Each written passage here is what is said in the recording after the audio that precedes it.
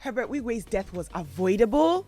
Well, that is according to a U.S. attorney who is launching an investigation into Herbert Wigwe's death, his wife, his son, and of course the death of Bolanle Olukanni. We're starting the scoop and we're going to be going into the investigation of the heart-wrenching chopper crash that has shook the nation. And we know that everyone's been asking ourselves why. Why did it happen and how did it happen? Well, we've got U.S. aviation lawyer Robert Clifford, who is also questioning. And this lawyer is no stranger to aviation drama. He's been the legal voice for victims in various helicopter crashes. Now he's posing this million-dollar question that's been on the hearts of so many of us. Why did the pilots decide to take off in such horrendous weather conditions?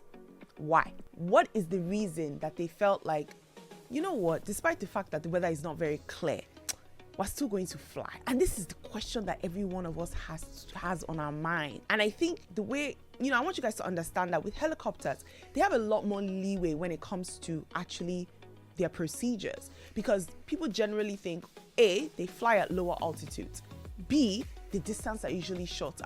So I feel like a lot of times these helicopter pilots, they take a lot more risks. But we've seen that these risks keep on claiming lives. This is the same thing that happened with Kobe Bryant. When Kobe Bryant was on that helicopter alongside his daughter and the other victims, the weather that day, the visibility was so low and you couldn't see anything. But yet, somehow, Kobe Bryant was able to convince the pilot that, you guys, let's fly. And at the end of the day, it's not your passenger that will be giving you advice as a pilot on whether you should do what you should do or not. The passenger has no expertise when it comes to this. You as a pilot should be considering and thinking that of the safety of your passengers.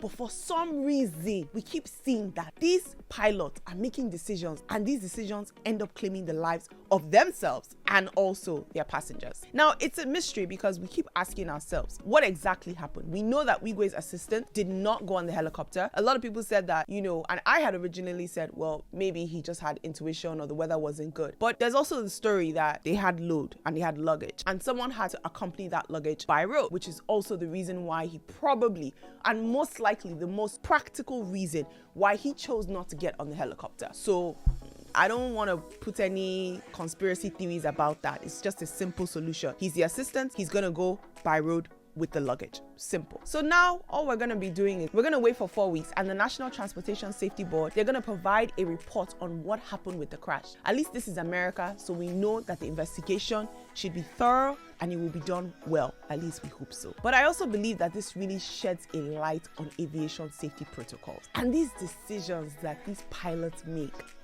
they're so integral and they're so important. And it just feels like a lot of times they choose taking the money versus protecting their passengers. And when I say that, I mean, if they say, oh, we can't fly, the passenger might just say, oh, get me another helicopter company that will take me. But they're like, oh, let me just risk it. It's only 45 minutes. It's only 30 minutes. It's only 20 minutes. Well, now we see what's happened. But again, we're going to wait for the full report. We're not going to jump to conclusions. We're going to see what's happening.